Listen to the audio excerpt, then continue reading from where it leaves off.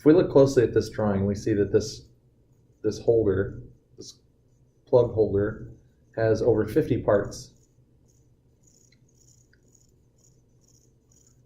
The most complicated being the fixing block.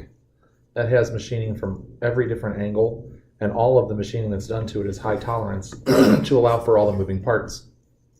One of the things that stuck out to me was that to release this handle, they've got a push button at the top, and they're using an inverted plane on the handle to swing it out to the side.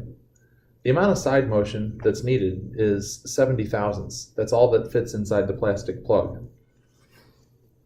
So I couldn't see where we couldn't just go with the inverted plane directly on the handle and eliminate the need for so many bushings, bearings, and pins, pivot pins.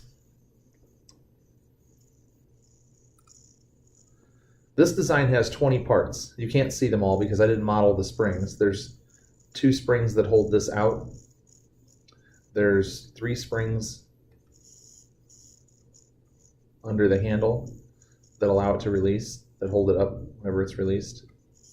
And there's 2 springs that will be sitting in the face of the plug holder that eject the part. Those replace the 4 spring-loaded set screws of the other design. Not that I had a problem with that, but this is a little bit easier to machine, and these springs will have a lot longer lifespan because they're so much bigger. I've made every part machinable from virtually one side. This part has a bit of an exception because I have a notch under the bottom. This part is from 2 sides. But it's only 2 sides. Even though there's a feature on this 3rd side, I'm going to put that in with a woodruff cutter. So I only have to machine it from this side and then from this side. And I'll put this side feature in with the woodruff cutter while it's chucked up in there at that same time.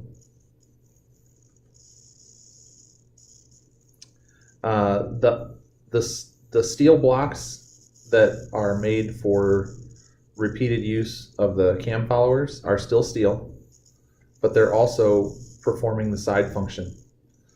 I eliminated the need for the fixing block. All of these parts lock together. There's a lip on the top of this block that intersects with the lip under here, and there's a lip on the bottom as well that fits this block, so that when you put the 2 assembly bolts through these holes, it pinches the whole thing together. I've also made it where this particular design doesn't need somebody to come out and install it. It's got 3 set screw holes to pinch the top of the aluminum and 3 set screw holes to pinch the bottom of the aluminum. And then this clamp can just slide over the pallets. You'll lock them into place where you want them. No drilling and tapping necessary.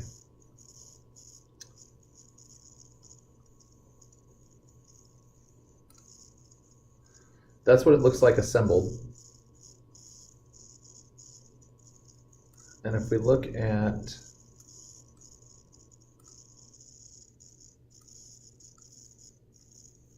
just how the locking handle locks together, I've got 70 thousandths of a gap for these keepers to push in whenever they insert a plug.